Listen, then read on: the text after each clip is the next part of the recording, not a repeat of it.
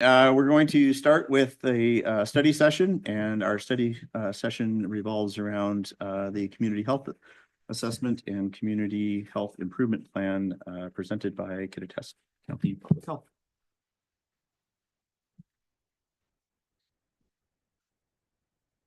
All right. Good evening. Hi, my name is Mackenzie Carter. I am the assessment coordinator here at the Kittitas County Public Health Department. And tonight I'm going to be giving you guys kind of a broad overview of what a community health assessment and community health improvement plan are and how it could help you. Okay, so we lovingly refer to these as the CHA and the CHIP. It's a little easier than the mouthful that they are. So they are two components of an entire 5-year cycle. The assessment piece is the final product of 4 unique assessments that show us a snapshot of the community's health. It is full of data on a number of different topics, some very typical you'd think of: hospitalizations, different clinical aspects, as well as things like education or housing access. Then after the assessment is completed, you look at what is working currently in the community and what needs work. So you create this improvement plan to plot out what you want to do over the next 5 years in order to address those issues that have risen to the top of this process. So underlying this whole thing, this is most, but not all, of the partners that we collaborated with over both the CHA and the CHIP. It is by the community and for the community. So although I am here today, unfortunately, my counterpart from the Kittitas County Health Network wasn't able to join today. But although our organizations are leading it, we are not, it is not ours. It belongs to the people, the community residents of Kittitas County. Okay, so in the middle of our process, they updated the framework. So we used this version of the framework that you would use to conduct a community health assessment. So these 4 arrows on the outside are the 4 unique assessments that you do. And then in the middle, there are all of the individual steps that you take. And yay, we've got check marks all the way down until you reach that evaluate, plan, and implement cycle forever. So I want to call out at the top that community themes and strengths assessment, that is getting information directly from the community, getting those, the stories, the voices. So we had a community survey put out in October of 2022, in which we captured 423 responses, and then we did conduct 2 focus groups, one for residents of Upper County and one for people who primarily speak Spanish. So that plus these other 3 assessments make up the community health assessment as a whole. So I'm just going to be broadly, we could spend a whole evening going over all the different pieces. I'm just going to go broad strokes. Okay, so just generally, we had this vision. All people in Kittitas County thrive when supported in achieving their personal health and well-being. And we used equity, collaboration, empowerment, and sustainability as the values to help guide this process. And by the way, the CHA was published in 2000. Well, it's dated as 2022. It took 2 years to conduct that entire process and another year to fully develop the community health improvement plan. So these were held on to for quite a while. Okay, so broad strokes, one of those 4 outside arrows is the community health status assessment. This is what you think of when you hear data. These are data points across these 5 different domains, these categories of factors, topics, things that impact the health of the community and of individuals. So again, you're going to see some very clinical based ones, as well as those that are found in your environment, like air quality or your built environment, education level, community safety, a number of factors. We ended up with over 100 indicators.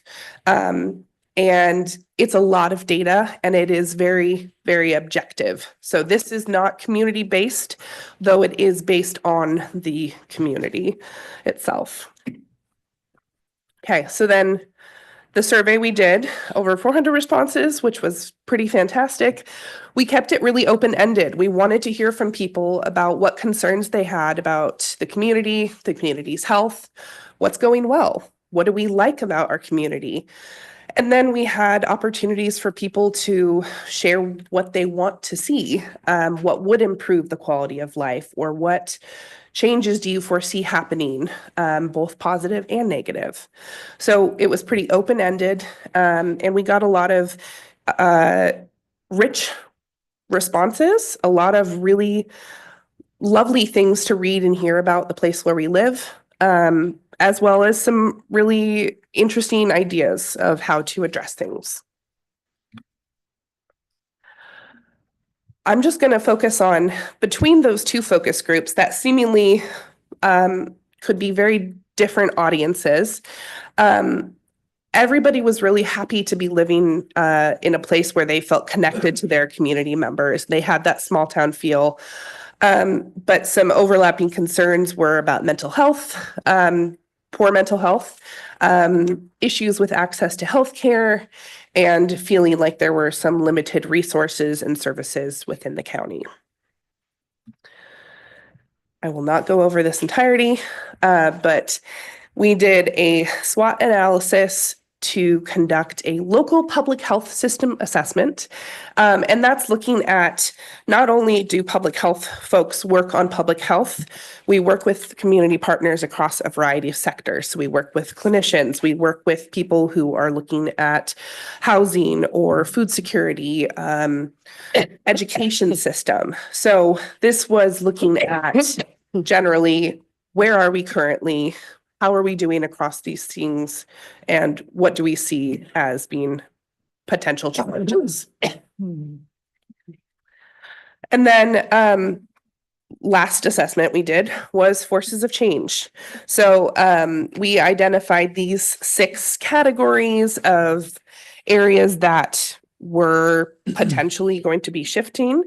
So for economic, for example, community growth and expansion, development, technology, something people were looking at was telehealth options, environment, looking at how air quality was impacting the community.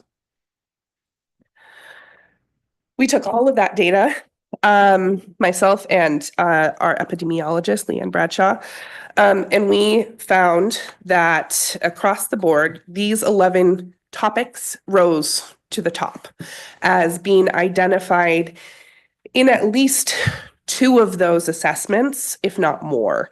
Some of these were everywhere. We saw, and you'll see that once I show the top 3 that were prioritized. But as you can see, these are overlapping, but there are some really distinct issues and things that people were interested in addressing within the community. We tried to make that data a little bit less scary, so we added color and shapes, and we made these mind maps. So this is just one example of mental health. Those 4 circles around the edge are representing each of the 4 assessments. And you can see that for mental health, there was a lot going on. It was identified in the survey, in the focus groups. And then in the 2 committee-led exercises, and that really bulky objective data source in the community health status assessment. So we created one of these mind maps for each of those 11 issues on the previous slide and brought it to the committee and said, what do we want to do? What do we feel is best supported by the data? What is the top priority for addressing over the next 5 years? So it was raised to me that there were questions or maybe interest in looking at how food security had fared. And it was one of those top 11 issues. And as you can see on the pink, it was identified by community members as being of concern or something that they wanted to address. And it was supported by some of those objective data points. However, it was not identified in 2 out of the 4 assessments. With this framework, you need support from all 4 assessments in order to select it as one of the top criteria. It was an option to combine topics, which did happen with a couple. Same here. Again, you're going to see there were different support systems, different data supporting each of these different topics. So given all of that data, even made pretty with colors and shapes, we needed a way to identify what we wanted to prioritize. So we looked at feasibility, the scope of the impact, and what would happen if we didn't do anything about it. And these were the results. There was further discussion. It wasn't just a cut and dry, we're cutting it off here and we're only picking these ones, but these 3 issues clearly rose to the top for the committee based on all of that data that was collected. So those were the 3 strategic issues chosen for that. I will not go into the objectives. Again, all of this is published in our CHA and CHIP on our website. But access to care was one of those 3 topics, and this spanned across not clinical health, physical health, like primary care providers, mental health care providers across the board. Behavioral health, so this was a combination of data about mental health and substance use, heavily supported by data. And then finally, children, youth, and families. So there's a lot of overlap between these 3 issues. This children, youth, and families is talking about in one of the objectives, increasing age-specific mental health and substance use services and providers. That could easily fall under behavioral health. It's kind of nice to see that there's overlap because that means that people who are working on actually implementing this stuff have collaborators. We're all working on this together. And Mackenzie, real quick, going back to that slide, the increased age-specific mental health, substance and use and services. Could you kind of give an example of that? I'm trying to. Yeah, so I believe the main point behind that was that there are not a lot of child or adolescent specific therapists or counselors within the county.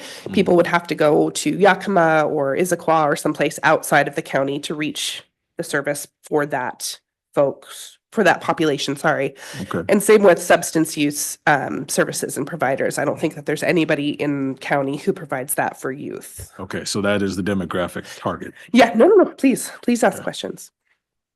So speaking of responsibilities, as I showed with all of that, all of those logos of all the partners, those partners are continuing to work on this, and they will, the CHIP went into place this last January, 2024. So we are now entering in year 2 of 5. KCHN, Kittitas County Health Network, are responsible as an organization for implementing this CHIP or this action plan. Together with them and all of those community partners, we created that plan. This was not created in a silo. It received feedback. It received collaboration. It was a group effort to develop what we wanted to do. And then our primary role at the health department is monitoring and evaluating that progress. We're wanting to make sure that this is still meaningful in a year or 2. How are we, what progress are we making? Do we need to adjust? I'm meeting with KCHN to look over the first year's worth of data right now. And we're going to be publishing an annual evaluation report, hopefully March, April. That is the plan, to show what we're working on and what we want to adjust, what we want to improve upon in the coming years. Okay, that is the bulk of that. At this point, it would have passed off to Mitchell. And I will leave it for him to share then more when he comes and shares with you guys about what work is being done. So can I answer any questions for you after that? Yeah, sure. Please. Thank you, Mackenzie, first of all, for Yes, the thank you. great information. I'm looking at some of the information that was given to council here, specifically on the strategic issue of behavioral health. It mentions the 0.1% for the mental health and chemical dependency tax advisory board. Yep. That helped to be able to facilitate that. Where is that in its I guess the stages of planning? Is that still being assembled, or is that board already assembled and working on it? That board is assembled. We are in our third year currently of that project. We are in the second round of awardee. Erin Moore, our deputy director, is chairing that, so she can answer any more questions you have about that. But that's definitely been a piece that's getting added into the chip as it gets developed. It's going to be providing some really great data from the projects that are being developed and worked on through that advisory board. So right now, the target is to create some base information, some baseline information to be able to make strategic decisions. Somewhat, yeah. We have a lot of that baseline data within the CHA, and then now we get to collect some additional stuff from these projects, from these indicators. I'm not sure if you guys have the full activity breakdown, but those are the specific pieces, and I can provide anything else. I have a very scary spreadsheet with all the tracking stuff in it, but to answer your question, we are capturing some data. The 0.1% awardees are required to report on certain aspects of their program specific to the work that they're doing. And those are independent of the chip, but it's really serendipitous, I guess, that it lines up. It was an identified need and implemented, and now it's an identified need in this additional document. The reason why I'm asking so many questions about this specifically is chemical dependency is a really interesting and very complex subject, simply because unfortunately, with the availability of the internet and phones and everything like that, a lot of people are self-medicating for their own behavioral issues or self-diagnosing for their own issues. And so I'm interested to find out, once we get some data on how do we wade through those waters, because that's a big issue right now in our society. It's the self-diagnosis stuff. Sure. Okay. I just had a question, if I understood right. So was the survey open to the entire county, Yes, but the focus groups were only Upper County and your Spanish-speaking community? correct. We picked two groups that historically are underrepresented in a lot of the work that is done countywide. So we had selected those two groups to get some more specific information about their experience in the community. And then do you know, on that survey that was countywide with that, you said you had over 400 responses. Do you get a sense of where they came from? Yeah, I mean, absolutely. Was Lower County represented highly in that? Yes. Or okay. Yes. I don't have that data in this presentation, but it was very much skewed towards Ellensburg. And that happens with most of the surveys that we do. There's just more resources, it's easier to publicize things here. So that tends to be where it skews. So it's definitely represented by the county. Okay. Is that a statistically significant number? It is not. It is not statistically significant for the county. That would be a little over 600, which we did accomplish for another recent survey, but not for this one. Yeah, thanks for asking. Yeah, Rich. I guess I would just like to comment that my observation is that the three issues that rose to the top are very clearly and have been issues for the better part of the decade and maybe even longer than that. And from a community standpoint, inadequate access to pediatric, geriatric, and behavioral and mental health services is driving a lot of families to have to either forego those services or, in some cases, invest a lot in commuting, and other counties aren't necessarily accepting patients from outside counties. There's those restrictions. And so this is something that, to some extent, we're going to have to solve ourselves. And I would add another issue that I believe is pending, and that's access to skilled nursing beds. Our facility, we went from 2 facilities to 1 12, 15 years ago, and it has worked for a little while. But we're starting to see people being transferred out of the county for skilled nursing care, which I think is a significant barrier to them having interactions with their family and friends, which makes it miserable and drives up the cost. Absolutely. So that is something as a community, it's not necessarily a city issue, but it's, it does impact people. And, people who have spent their entire lives here, shouldn't be driven out of the county because they have chronic medical conditions associated with aging. So along those lines, one of your activities is to increase providers by providing incentives and employment opportunities and stuff. What does that look like?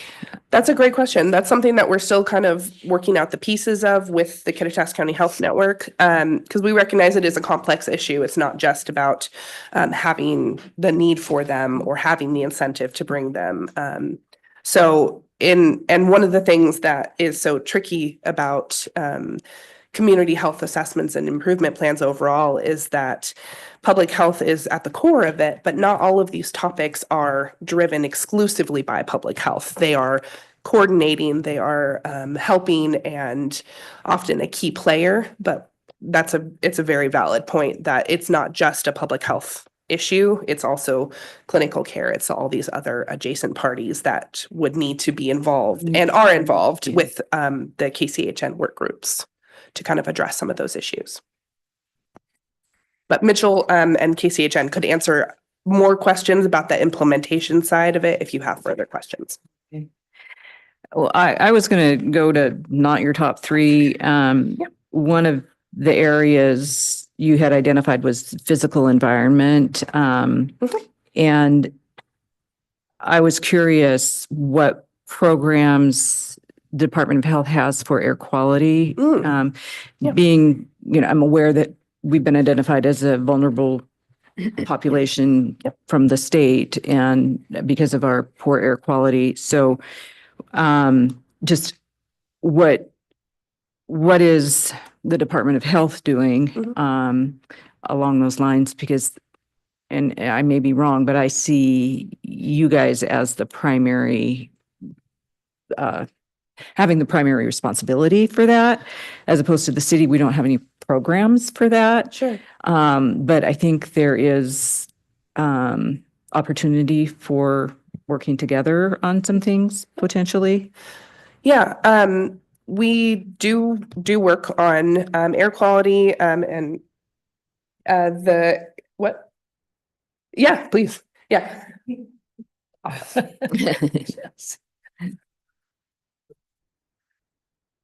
Good evening, Council. Chelsea Leffers. I'm the Director of the Public Health Department. And the problem with air quality work at the Public Health Department is that we haven't had funding for it. And we recently applied for a pot of funding through the Department of Ecology at the state level and just learned that we've been awarded funds to do the first steps of an air quality project, which will involve working with our community members to determine what they want to see for air quality activities. What kind of work does this community want? Is it going to be things like replacing wood stoves so that we don't have the winter air quality issue with our folks who use wood burning heat? Is it going to be things like they want to see clean air shelters during wildfire events? The focus is not wildfire smoke specifically for this air quality work. But right now we just found out that we got the funding. So we are about to enter the planning stages and we're still actually in contract negotiations. So we don't know exactly what our scope of work is going to be. So it's a big TBD, but something. Okay. So maybe from my perspective, and maybe, my impression is that we are identified primarily because of wildfire and wood smoke as a sensitive area. But do you know how much gas burning vehicles contribute to that? I don't have that information Okay. off the top of my head. And that's part of the work that we hope to be doing, is working with the Department of Ecology to better understand the sources of air quality issues, since they don't want us focusing solely on wildfire smoke. Mm-hmm. So I guess the city has had, promoting Bike Month, encouraging people to ride bikes, trying to increase our infrastructure around making that an alternative that's viable for more people. Way back in 2008, you guys had a Shape Up grant that was the intersection between public health and community planning. And is there any of those kinds of funds available anymore? Do you guys have capacity to, I guess, help us plan our community in a way that promotes active lifestyles? We don't have any specific funds for that at this time. We're always looking for opportunities, though, to be able to do more built environment work. Promoting physical activity is definitely something that we're very supportive of. But unfortunately, at this time, and with the state budget the way that it is, we don't anticipate that there will be any new funding for active living type work anytime soon. Okay. And just again, for clarification, we're talking overall air quality, or are they focused on the PM 2.5?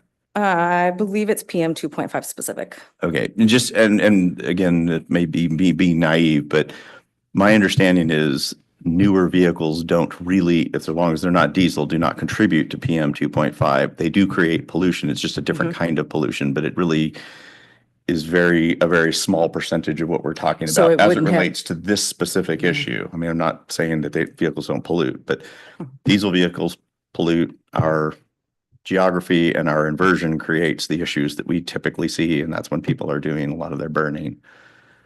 Okay, so I just wanted to make sure that we were mixing things.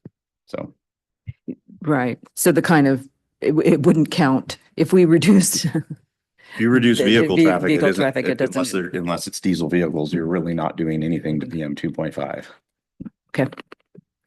As we develop this new project, we will absolutely be asking for the city's support in this work. Ellensburg specifically was the identified area for this work. So you will be hearing from us. Be knocking on Heidi's door.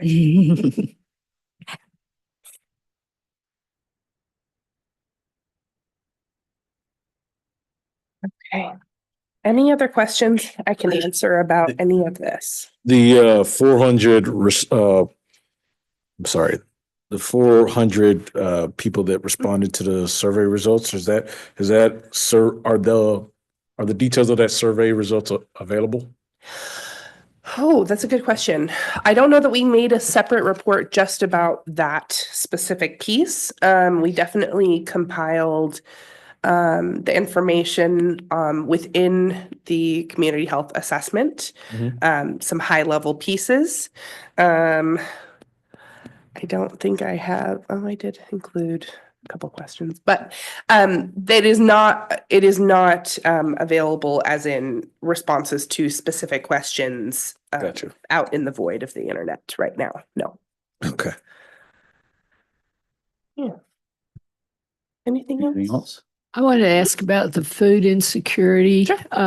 It wasn't included in the top 3 because it only appeared on 2 of the 4 assessments. Do you have a sense about how big of an issue that is in our community? Do you have any data that indicates what percentage of our population struggle with food security? We do have some data. Mostly they're in that blue dot of those just hard data points, identifying some food insecurity amongst the general population, amongst children.